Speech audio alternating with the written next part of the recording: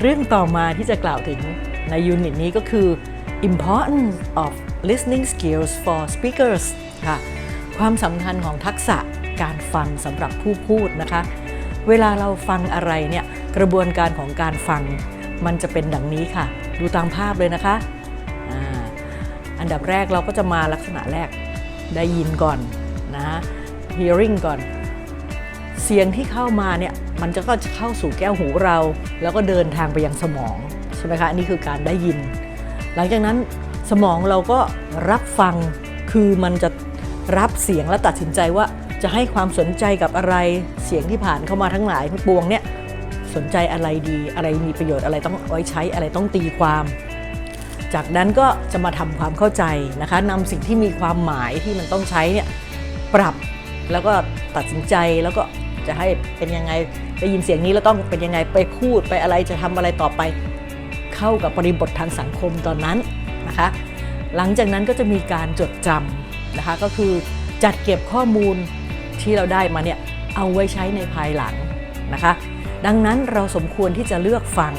แล้วก็เก็บข้อมูลที่เป็นประโยชน์เพื่อนำไปใช้ในการเรียนรู้หรือการทำงานในภายภาคหน้านะคะยิ่งมีข้อมูลดีๆที่เราอยากที่เราจะจดจำไว้ได้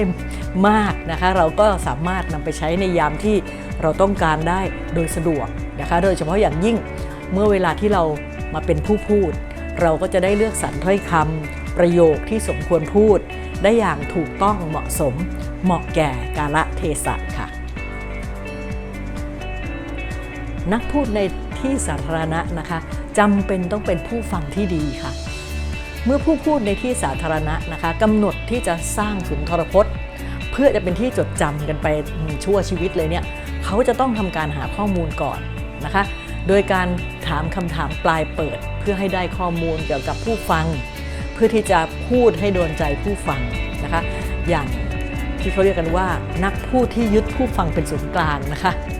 สิ่งที่เขาต้องศึกษาหาข้อมูลมาให้ดีเลยเนี่ยก็คือข้อมูลด้านประชากรและข้อมูลทางจิตวิทยาค่ะหรือภาษาอังกฤษเรียกว่า demographics and psychographics นะคะเมื่อเราค้นคว้าข้อมูลประชากรหรือ demographics เนี่ยนะคะผู้พูดก็ต้องมองหาสิ่งที่เหมือนกันในหมู่สมาชิกผู้ฟังนะคะเกี่ยวกับสิ่งต่างๆเช่นอายุรายได้เพศหรือแม้แต่ขั้นตอนในวงจรชีวิตนะคะว่าตอนนี้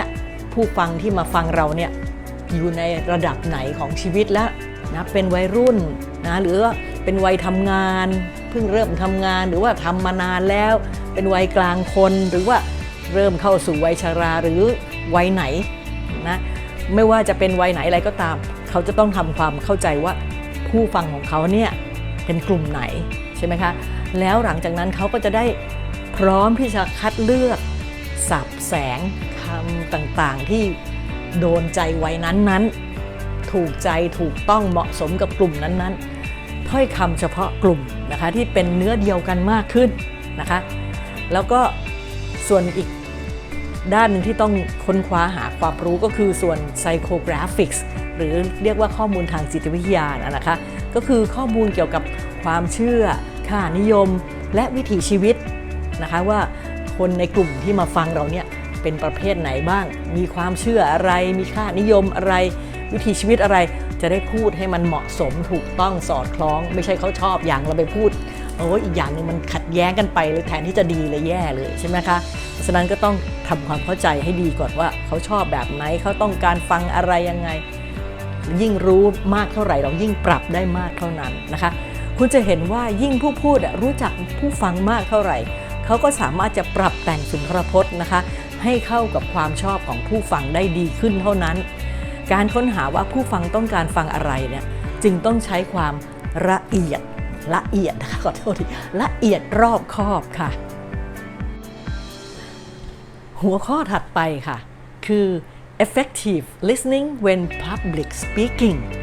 ว่าด้วยเรื่องการพูดในที่สาธารณะไม่ว่าจะเป็นการพูดแบบเป็นกลุ่มย่อยหรือขึ้นเวทีนะคะผู้พูดเนี่ยจะต้องเป็นผู้ฟังที่มีประสิทธิภาพนะคะจึงจะทำให้การพูดเป็นไปด้วยดีค่ะดังนั้นแม้ว่าคุณกำลังพูดอยู่คุณก็ต้องเป็นผู้ฟังไปด้วยนะคะ ฟังใครเหรอคะก็ฟังผู้ฟังของคุณนั่นแหละค่ะเพราะเขาเหล่านั้นน่ะก็กำลังให้ข้อมูลป้อนกลับแบบปัจจุบันทันด่วนกับคุณอยู่ด้วยยังไงกันคะนี่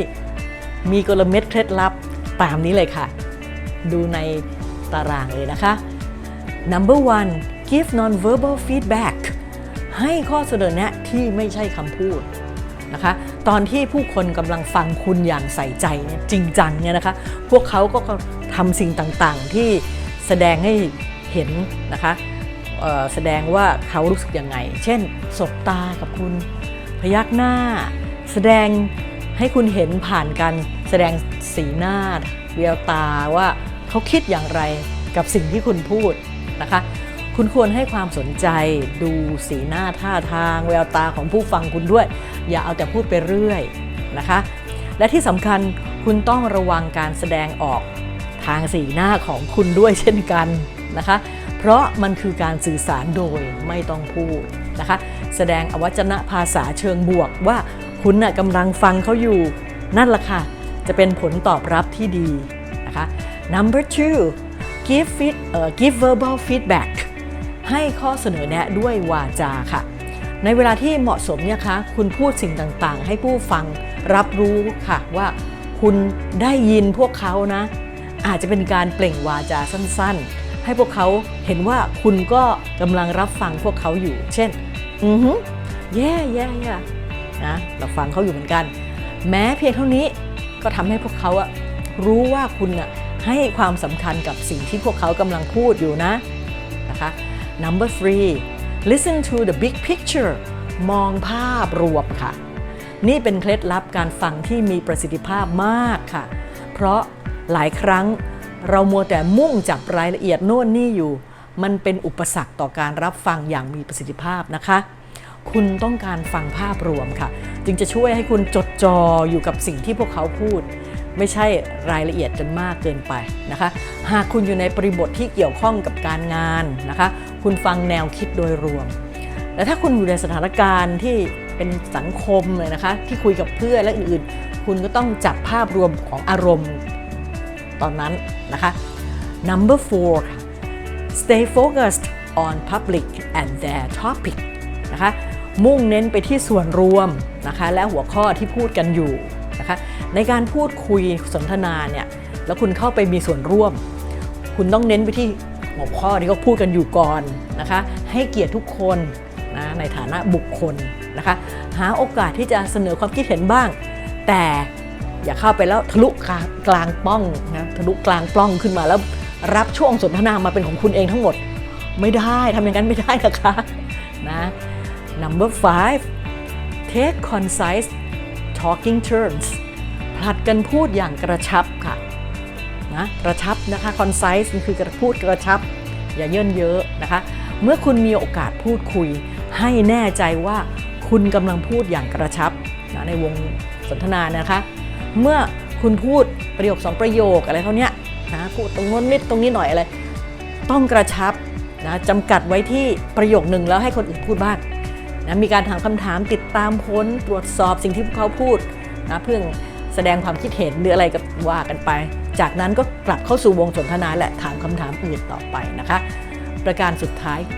Number 6 take action and follow up ดำเนินการติดตามผลค่ะในการเป็นผู้พูดเนี่ยหลายครั้งที่ผู้คนพลาดโอกาสง่ายๆนี้